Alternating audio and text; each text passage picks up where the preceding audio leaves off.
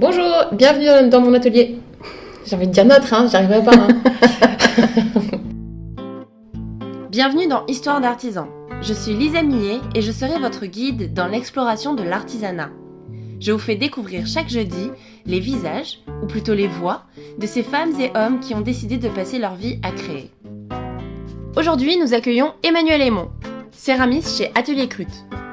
Avec Emmanuel, nous parlons de changement d'orientation, de créativité, de se retrouver et de partager.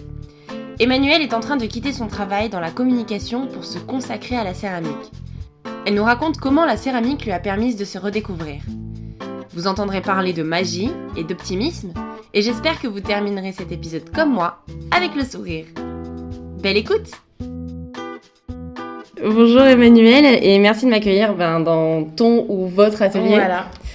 Alors moi, ce que je voudrais aujourd'hui, c'est que tu me racontes un petit peu ton parcours. Comment t'en es venue à faire de la céramique? Comment j'en suis arrivée? Écoute, alors c'est assez simple.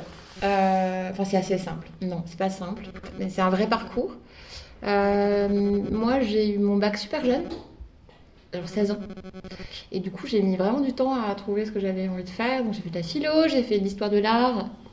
Et c'est en histoire de l'art où je me suis rendu compte que la théorie m'intéressait pas ou plus, ou pas assez en tout cas pour en faire mon métier.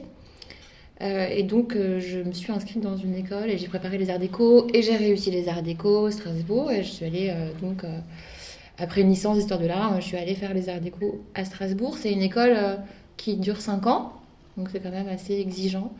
Et c'est une école absolument géniale où tu peux aborder à peu près toutes les pratiques artistiques, mais aussi d'art appliqué. Parce que les arts déco, voilà, t'apprends des métiers en fait. C'est pas les beaux-arts, même si tu as un vrai apprentissage de l'art en fait, c'est quand même un métier. Enfin, voilà, c'est un peu bizarre les arts déco comme statut. Et donc là-bas, comme je suis un peu un pirate, j'ai fait plein de choses. Je me suis inscrite au bout de la 3e année, je me suis inscrite dans la branche la plus ouverte, design, ce qui ne veut absolument rien dire. Donc tout ce qui veut rien dire, moi ça me va bien. Mais il fallait quand même que j'aille voir un peu la communication visuelle. Ça fait beaucoup moins rêver déjà. Pour apprendre des choses. Et puis je suis donc diplômée depuis 2001 des arts déco, en ayant fait plein de bidules.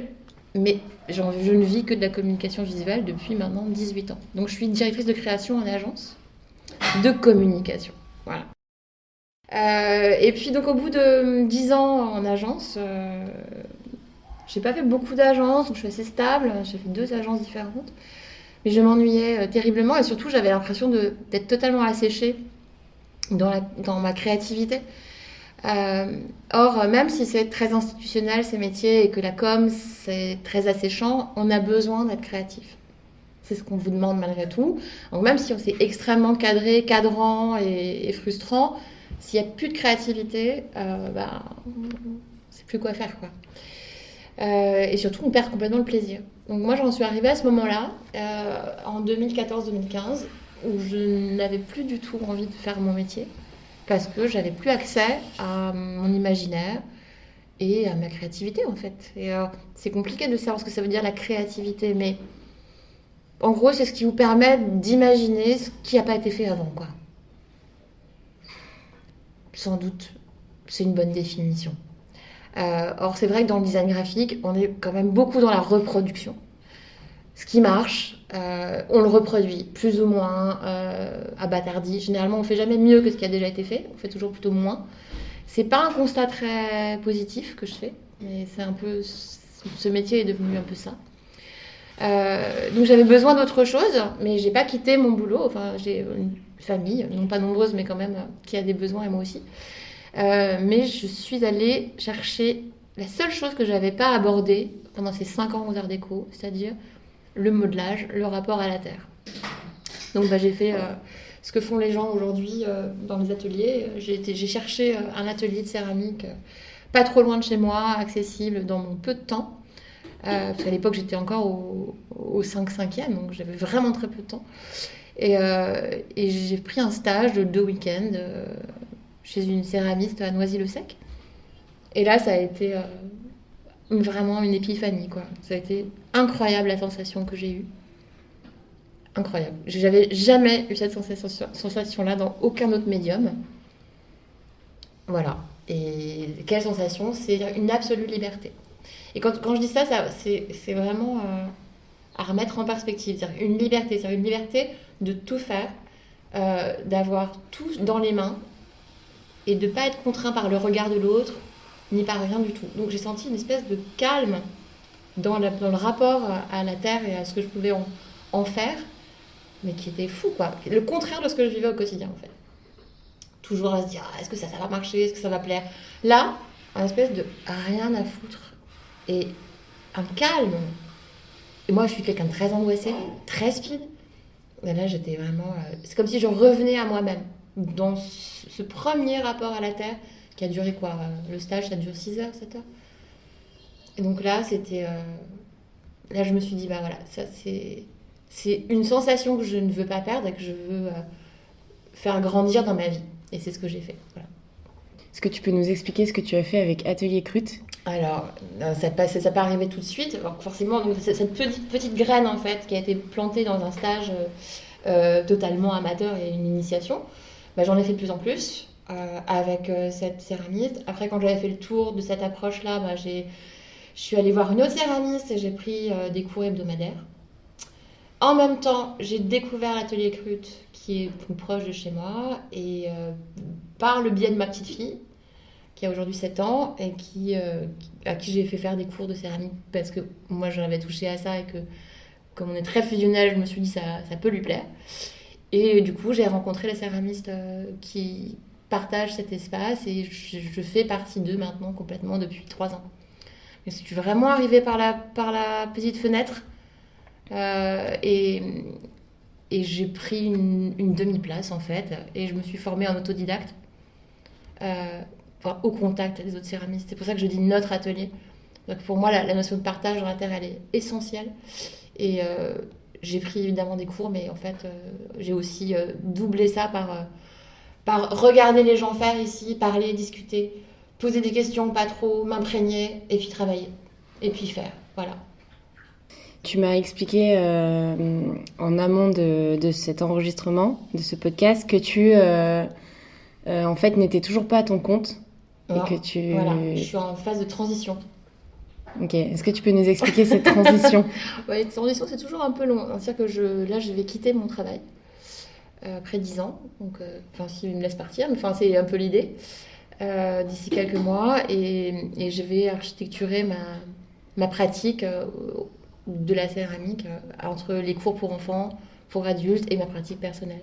Et je prépare les premières pièces que je soumettrai à une possible vente dans 6 mois, 7 mois. J'ai déjà reculé d'1 an, hein. J'avais dit dans un an, c'est dans 1 an, mais comme je suis extrêmement perfectionniste et que j'ai malgré tout assez peu de temps entre mon travail, qui est encore mon travail alimentaire, et ma vie, et voilà, j'attends encore 6 mois, et dans 6 mois, je peux présenter une collection. Et comment tu passes du gap du métier justement alimentaire qui te permet d'avoir un revenu régulier à ça, à un métier aléatoire? Justement, j'architecture, et quand je dis architecturer, c'est-à-dire que là, le rapport à la terre, c'est pas forcément la pièce centrale. C'est-à-dire que je pense pas que je vais gagner ma vie en étant artisan d'art. Je pense que je vais organiser les choses autour de la transmission. Et donc, transmission, je te dis, je vais donner des cours pour les enfants et pour les adultes, donc de façon régulière et ponctuelle, au sein de l'atelier Crute, donc à partir de l'année prochaine. Ça, c'est la transmission autour de la terre. Mais oui, je vais aussi continuer à donner en fait des cours de direction artistique, de design graphique. Et en fait, mon idée, c'est d'amener les gens en fait à découvrir leur créativité et à la découvrir, que ce soit pas ici avec la terre, mais aussi ailleurs avec d'autres médiums que je maîtrise. Donc c'est ça mon plan de vie. Donc la céramique, elle est aux 3/4 en fait dans ce dispositif. Mais j'espère bien pouvoir compléter aussi, tu vois, en école de design graphique ou pas d'ailleurs, en école d'art. Est-ce que rapidement tu peux nous en dire un peu plus sur la céramique et sur toi, ton envie de céramique, parce qu'il y a plusieurs types de céramique. Voilà, oui. Ouais. Donc peut-être nous raconter quel type de céramique tu as envie d'aborder. Ouais, absolument. Enfin, alors déjà, avant de parler des pièces ou du style, c'est vrai que on parle toujours du rapport à la terre, euh, ce que ça produit en soi, pour les autres, et ça pour moi c'est central. Donc cette idée de transmission qu'on vient de parler, elle est aussi de soi à soi, et le médium incroyable, c'est la terre, qui en fait est totalement en dialogue avec toi. Et finalement, ce que tu es et ce que tu fais en céramique, c'est indissociable. Et c'est pour ça que quand tu vas rencontrer dans ton podcast des gens, tu vas rencontrer tellement de gens différents et qui ont un rapport qui sera toujours un peu décalé les uns par rapport aux autres, parce que on est tous différents en fait. Et donc moi, ce qu'on on aborde un peu ici, mais je partage avec Joséphine, d'autres gens, c'est très artistique. Donc je pense que je me place plus dans une céramique artistique qu'artisanale. La distinction, elle est très compliquée à définir, mais elle est sans doute, ou en tout cas pour moi, elle est sans doute du rapport à la technique et à la façon dont tu apprends ta technique. Moi, j'essaye, et c'est vrai que c'est le cas puisque j'ai pris de l'apprentissage de professionnels qui ont été hyper formés et qui donc m'ont transmis plein de choses très techniques. Mais je suis aussi allée chercher une liberté par rapport à la technique. Et donc du coup, je m'autorise à avoir un rapport qui ne méprise absolument pas la technique, et pas du tout. Et je vais continuer à apprendre et apprendre et apprendre, et je vais jamais m'arrêter d'apprendre en fait des techniques et à affiner mon rapport à la technique. Mais c'est pas ça qui m'intéresse. Ce qui m'intéresse, c'est vraiment ce que la terre te rend de ce que tu lui racontes. C'est vraiment ce dialogue-là.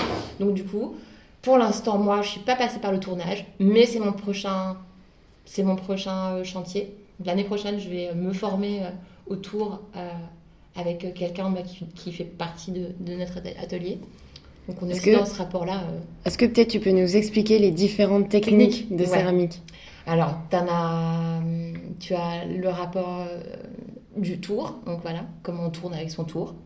Le tournage. Donc une machine qui tourne. Une machine ancestrale qui tourne. Électrique aujourd'hui, hein, mais c'est pas toujours le cas. Tu peux aussi tourner manuellement en fait, avec une pédale. Mais on est assez peu nombreux à faire ça. Il y a le rapport à l'estampage. Donc on fait une technique à la plaque. Donc le plus proche de la pâte à tarte en fait. Et c'est ce que je vais te faire Lisa tout à l'heure. Donc on travaille à la plaque et après on monte ou de façon très géométrique ou avec une bosse ou un moule. On fait une forme qu'on vient estamper en fait la plaque. Après qu'on peut en plus avec le travail de la plaque, tu peux énormément travailler le décor, les empreintes. C'est vrai avec tout, mais c'est pas mal pour aborder le décor, la plaque. T'as le colombin, qui est ma technique chouchoute maintenant, qui est en fait des petits boudins de terre que tu formes. Là, tu décides du diamètre en fonction de ta pièce. Et tu viens coller en fait tes boudins les uns aux autres. Tu les agrèges en fait avec juste ta main ou alors un outil, ça dépend. De toute façon, le rapport à l'outil, c'est pareil. Tu peux travailler avec tes mains ou complètement qu'avec des outils. C'est toi qui le sens. Colombin, estampage, donc plaque et pincé. Donc tout simplement ta terre dans tes mains et puis tu travailles avec tes pouces et tu formes ton bol. Voilà. C'est le plus enfantin, on va dire, c'est le pincé. Je dois en oublier, hein, mais bon, oui, c'est les quatre principales. Il y a beaucoup de techniques de toute façon en céramique. Donc tu nous as parlé de tes projets, de ce que tu voulais, de la façon dont tu voulais vivre de la céramique. La céramique. Je peux te parler aussi des pièces que j'imagine et de la future collection, parce que pour le coup, c'est assez divers en fait. C'est même très divers et c'est aussi pour ça que j'aime la céramique. C'est que tu peux être complètement dans une approche fonctionnelle. tu peux penser nourriture en fait, et donc travailler tes pièces. C'est le cas pour moi. Moi, je suis totalement obsédée par la nourriture japonaise, par la culture japonaise. Alors, ça, c'est super fréquent pour les céramistes et les graphistes, mais c'est tellement un Eldorado pour ça, pour donner des signes et des formes différentes de nous, que c'est fascinant. Et donc, je suis obsédée par la cuisine japonaise. Donc, je m'y essaye, etc. Donc, j'ai eu super envie de créer un service pour la nourriture japonaise. Mais alors, très, très, très, très pas du tout minimaliste. Et qui a vraiment un rapport avec ce que ça m'évoque à moi. Donc, on est presque dans de la sculpture, mais de la sculpture fonctionnelle. Où vraiment, on pourra mettre les sushis, il y a vraiment un saladier, etc. Tout un rapport à la texture, un rapport à la couleur, parce que je vais travailler le noir. Et des différents émaux. Donc ça, c'est un gros projet que j'ai déjà fait 2 prototypes.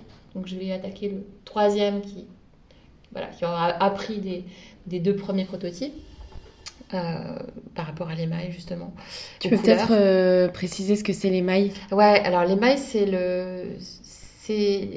on peut s'en passer, hein. Il y a des céramiques qui ne sont pas émaillées, mais c'est vrai que c'est ce qui apporte, et pas seulement, mais la couleur et la texture brillante ou satinée, et ce qui permet surtout à la terre d'être plus du tout poreuse et que tu puisses laver ton assiette, manger dedans, boire dedans. Voilà. C'est du verre, c'est de la chimie, les émaux sont essentiellement composés de silice et d'autres composants chimiques qui donnent les couleurs, mais en gros, ça cuit dans la 2e cuisson, la cuisson émail, 1250 degrés, donc c'est haute température, et ça fond, et donc ça nappe en fait, le verre fond, et ça nappe en fait ta pièce. Et donc ça la termine en fait, c'est vraiment la dernière étape d'une pièce, c'est le four d'émail. Ouais, c'est ça, mais ça c'est vraiment à la fin. Donc tu as travaillé sur ton service japonais? Ouais, c'est ça. Et j'ai aussi envie de travailler le décoratif, même si moi je suis vraiment partie du décoratif. C'est ce que j'ai commencé à faire, mais c'est normal parce qu'avec une formation de graphiste, tu t'es forcément tout de suite dans le décor. Donc le fonctionnel est arrivé après. Mais j'ai hyper envie de travailler les luminaires. Et là j'ai un projet d'abat-jour en porcelaine assez ambitieux techniquement. D'une pièce en fait. Donc il faut réussir la forme en une seule pièce. Donc ça va sûrement prendre beaucoup d'essais, mais c'est dans les 2 prochains projets. Et j'ai aussi un travail textile et porcelaine sur un travail de rideau avec du lin ancien et de la porcelaine, des petits sequins de porcelaine que je vais venir recoudre sur un drap en lin qui va jouer avec la lumière. Donc tout un travail sur la lumière. Tu vois, voilà ce que je disais, nourriture et rapport à la lumière. La céramique vient toujours toucher une autre inspiration, un autre intérêt. Elle vit pas forcément seule. Puis il y a les fleurs, évidemment. Évidemment, il y a le rapport aux fleurs. Donc je suis une dingue aussi des fleurs. Donc je vais faire tout un travail sur les fleurs bientôt avec une fleuriste.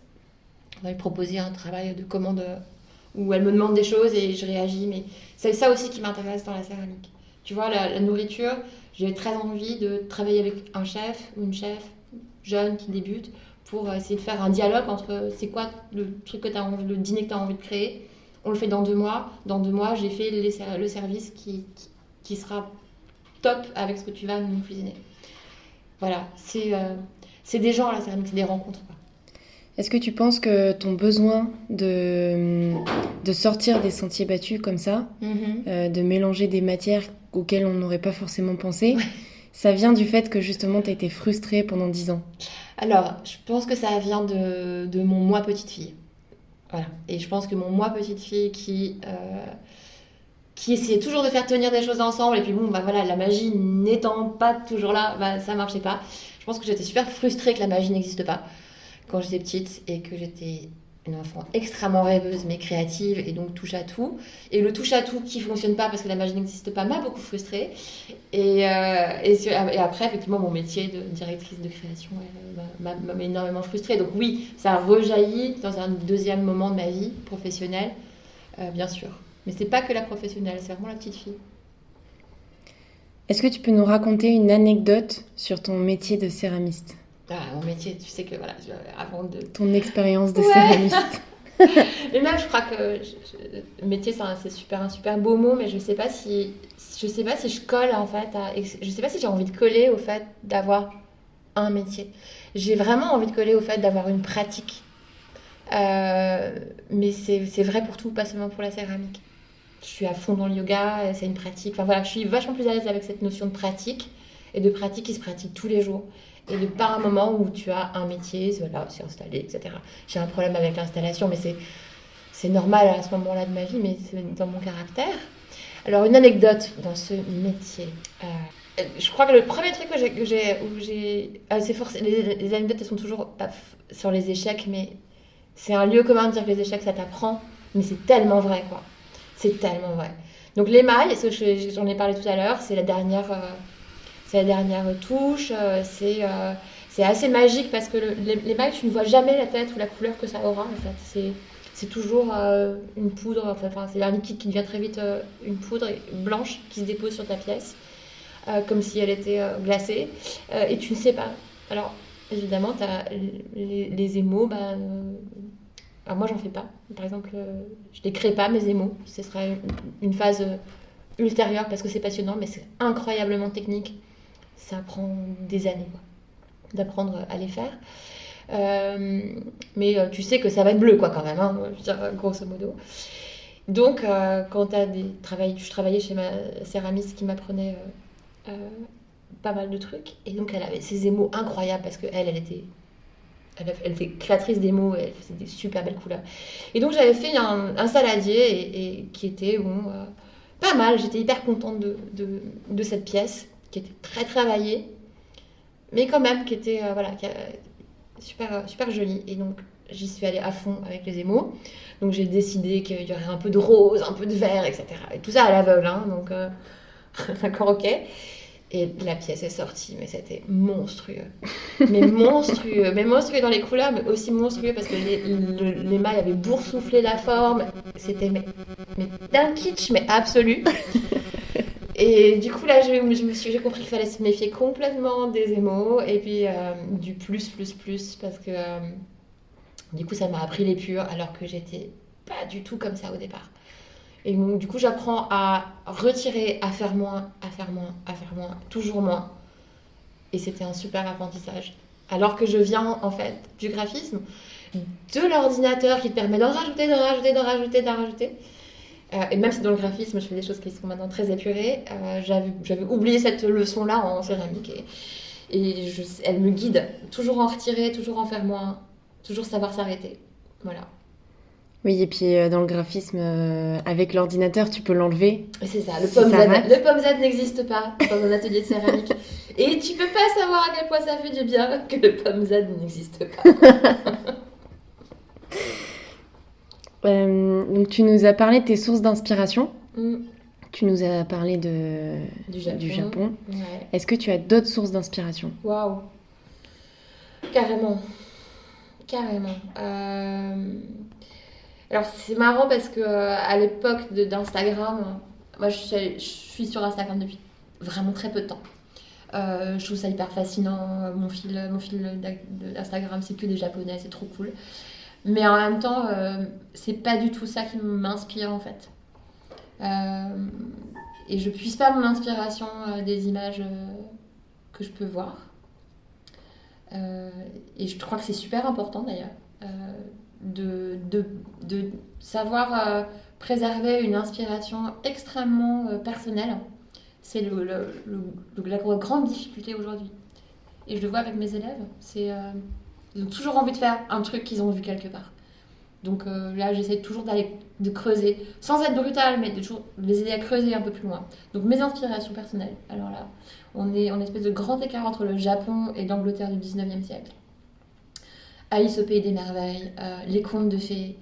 Quand je te parlais de la petite fille frustrée, mais elle est où la magie? Mais c'est ça en fait. Et mon univers personnel, c'est vraiment un croisement entre Alice au pays des merveilles qui serait allée jusqu'au Japon, la nature énormément. Donc le rapport aux fleurs, mais aussi au paysage. Moi je pense que le premier vase où j'étais super contente de moi, c'était une transcription d'un paysage en Bretagne, d'une falaise noire avec un haut, on voyait le haut qui était couvert par la lande et la couleur, le noir, le vert, et j'en ai fait un vase. Donc voilà, c'est plein de choses comme ça, mais je crois que je m'inspire pas du tout avec des images que j'ai devant les yeux. C'est toujours des souvenirs ou des lectures ou des rapports à l'enfance très forts. Donc voilà, enfance, conte, Angleterre, victorienne, Japon. Ouais, je crois que c'est. Et nature, ouais, voilà. C'est mes inspirations. Et ça, je sais pas si, en regardant mes pièces, on retrouve ça, mais c'est ce qui me. Ouais, c'est ce qui fait bouger mes mains, ouais, en tout cas. Est-ce que tu sens que ton rapport au monde, ta façon de le voir, a changé? Depuis que je fais de la céramique? Oui. Ouais, très clairement. Mais je crois que j'ai changé, en fait. C'est même pas mon regard qui a changé, c'est moi.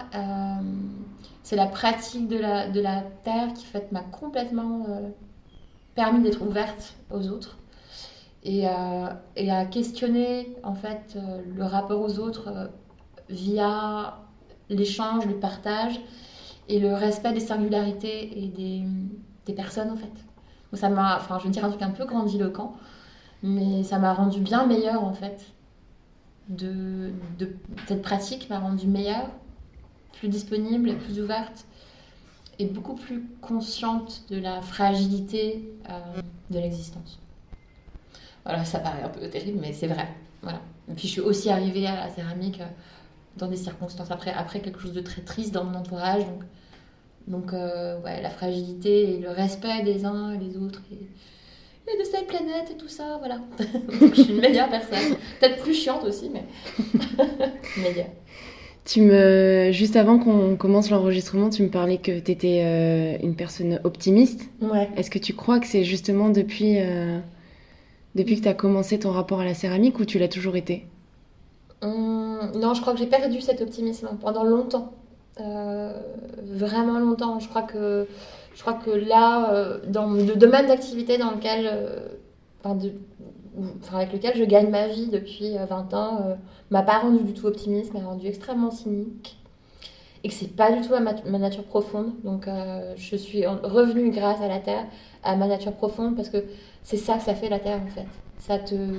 Ça t'oblige à être en lien avec qui tu es vraiment. Et donc à accepter ou à te bagarrer, mais enfin, ou à te confronter, parce qu'on se confronte. La terre, c'est un art super difficile, très gratifiant, mais difficile. Et donc, du coup, tu peux pas tricher et tu peux pas mentir. Donc, quand tu mens pas, généralement, c'est mieux, quoi. Voilà. Donc, voilà.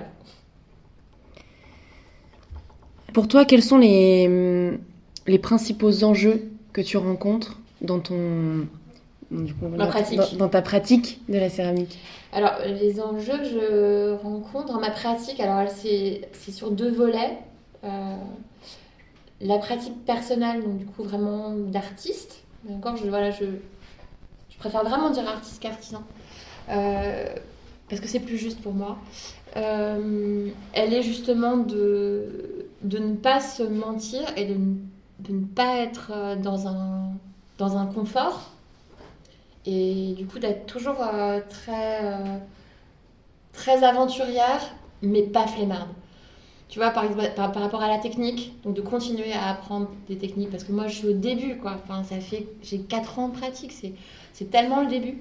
Donc, de continuer à être très exigeante sur continuer à faire mieux, à faire, on va dire, de plus en plus bien les choses, bienfaisantes, en fait. Mais de jamais lâcher le côté très aventurière, très créative. Voilà, de faire se coexister technicité, apprentissage et risque, et goût du risque. J'ai un goût du risque qui est incroyablement fort dans la terre. Je fais des trucs qui ne devraient pas tenir et ça tient. Enfin, et ça, je ne veux pas le perdre, tu vois. C'est mon enjeu. Et ça va un peu être en résonance avec mon enjeu d'accompagnatrice avec des gens qui veulent découvrir la céramique ou se perfectionner. C'est ça, c'est leur transmettre mais pas les écraser. Avec une technicité, ce que je crois, ce que je pense, voilà, et les laisser complètement découvrir ce qui est bon pour eux et ce qui est juste pour eux. Ça, c'est mon enjeu. Ça, c'est ce que je pense que je réussis déjà un peu à faire. Mais je perfectionne ce rapport à la transmission qui est pour moi essentiel. C'est ça mon enjeu, c'est de permettre aux gens de découvrir comment ils sont céramistes, même 2 heures. Comment tu vois ta pratique? Comment tu te vois, toi, Emmanuel, dans 5 ans? Oh là là, génial. Alors, forcément, j'y penses énormément, puisque tu prends pas un pas comme celui que je suis en train de faire sans te projeter, même s'il faudrait pas se projeter en réalité, évidemment. Cette semaine, on m'a dit qu'en fait, le passé c'était du virtuel, le futur c'était du néant, et que donc il y avait que le présent pour éviter de passer du néant au virtuel ou du virtuel au néant. Ok. Donc, tu me demandes quand même de me projeter dans 5 ans. Donc, dans 5 ans, je pense que j'aurai un atelier qui ne serait pas forcément ici. Donc, j'imagine un changement de vie vers un lieu plus loin de Paris, plus en lien avec la nature. Ça, c'est essentiel pour moi, ma famille et puis même ma pratique de la terre. Donc, ailleurs, sans doute près de la mer. Et j'espère avoir un atelier du coup que je partagerai. Je ne me vois pas du tout toute seule. Pas du tout. J'ai pas du tout envie de ce rapport-là à l'atelier. Parce que l'atelier pour moi c'est un lieu de partage, un lieu d'échange, un lieu de vie. Donc du coup de partager un atelier comme celui-ci mais ailleurs et qui serait peut-être ouverte à d'autres disciplines. Et pour faire une vraie découverte transversale de la créativité avec évidemment une grande partie de terre, mais pas que. C'est comme ça que je vois. Puis avec des cheveux blancs, des petites lunettes. Mais toujours hyper stylé, hein, c'est quand même super important. Et comment tu vois l'avenir de ton artisanat en général?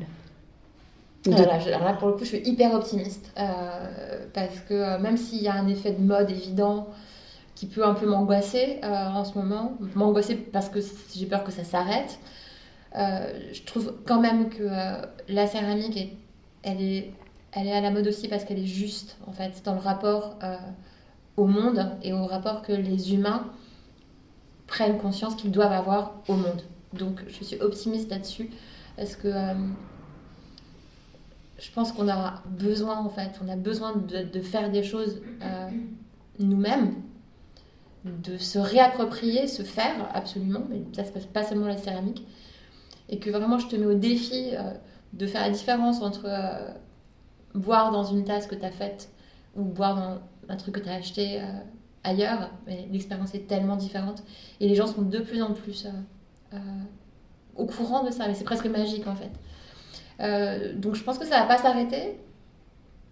Je sais pas si on aura encore, je sais pas si on a besoin de céramistes en fait. Et c'est pas important. Je pense qu'on a besoin d'avoir un rapport à la terre et au fer. Et donc on dit en anglais des makers. On va avoir de plus en plus de makers. Et je sais pas s'il y aura encore de l'argent en fait dans 50 ans. Mais en tout cas, des gens qui font des choses, on en aura toujours. Mais après, voilà, je suis très radicale, hein, mais je suis assez confiante. Je pense qu'on fera toujours. Et qu'il y aura toujours. Voilà, j'espère juste que ça va pas se pervertir en fait, ce besoin de faire, cette folie de l'artisanat. J'espère qu'elle va être ancrée dans des choses essentielles et pas que cosmétiques ou mode quoi. Mais ouais, je suis assez confiante en fait. Est-ce que tu penses que les artisans céramistes pourront toujours en vivre? Mais je sais pas s'ils peuvent en vivre en fait aujourd'hui. Hein. Enfin, je veux dire, je suis pas certaine qu'il y ait beaucoup de gens qui peuvent vivre en fait de ça. Mais la réponse est non d'ailleurs. Tu peux pas en vivre exclusivement. En tout cas, si c'est exclusif, tu donnes énormément de cours. Donc c'est aussi une façon d'en vivre. Mais il y a aussi beaucoup de gens qui ont une deuxième pratique, une deuxième manière de faire. Et c'est pas, je sais pas si c'est bien ou mal, mais voilà, je sais pas répondre à cette question en fait, tu vois. Enfin, j'ai l'impression que les gens en vivent plus maintenant qu'avant déjà. Mais pour l'avenir de ça, voilà, je ne peux que le souhaiter, quoi, parce que ça fait du bien. Ça fait du bien aux gens en fait, qui le font et qui le reçoivent et qui l'achètent. Et c'est un art, une pratique tellement vertueuse. Et que comme je suis optimiste, voilà, je serais pessimiste, j'aurais un autre discours, mais je suis optimiste, donc j'imagine que oui, et je veux l'imaginer. Et c'est pour ça il faut en parler, il faut le promouvoir, et c'est ce que tu fais d'ailleurs. Mais voilà, j'espère, je ne fais qu'espérer. On a un peu tous là, à faire qu'espérer, quoi. Est-ce que tu vois la céramique comme une thérapie? Oh là. Waouh. Tu peux dire non.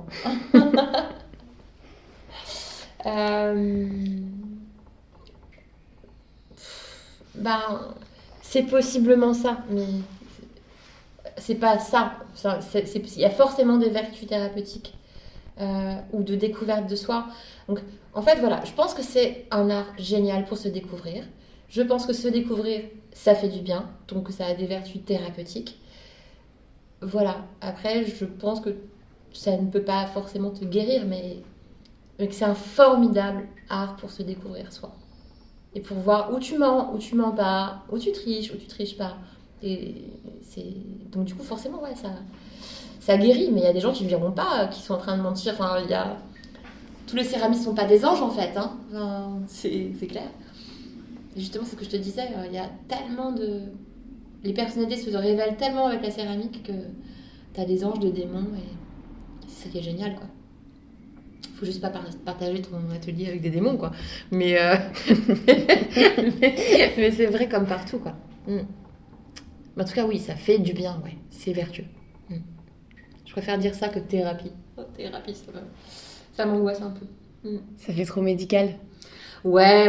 Oui, puis c'est surtout, tu sais quoi, ça fait trop médical, mais c'est surtout, on attend beaucoup de la thérapie. Quand tu dis, ouais, je fais une thérapie, on attend tellement de choses, on a tellement d'expectatives. Que je crois qu'avec la terre, il faut lâcher tout ça. Il faut lâcher les attentes et c'est un vrai art de lâcher prise. C'est tellement proche du yoga en fait, la terre. Quand tu penses que ça va marcher, ça casse. Quand tu penses que ça va pas marcher, ça marche. Enfin, il faut arrêter d'attendre des choses, quoi. Voilà. C'est une belle conclusion. Merci beaucoup Emmanuelle. Merci Lisa. Pour ton accueil chez vous. Ouais, chez nous. Voilà. Parce que tu vois, même dans 5 ans, j'espère qu'on sera toujours chez nous, tu vois. Et pas chez moi. Donc voilà. Ok. Bon, je te le souhaite. Merci. Je te le souhaite. Merci beaucoup. Merci beaucoup pour votre écoute. J'espère que le parcours d'Emmanuelle vous aura inspiré. Si vous avez des questions, des suggestions ou que vous souhaitez interagir, rendez-vous sur Facebook ou Instagram à Histoire d'artisans. N'hésitez pas à mettre une note sur iTunes pour faire découvrir les histoires d'artisans au plus grand nombre. Je vous dis à très vite avec une nouvelle histoire.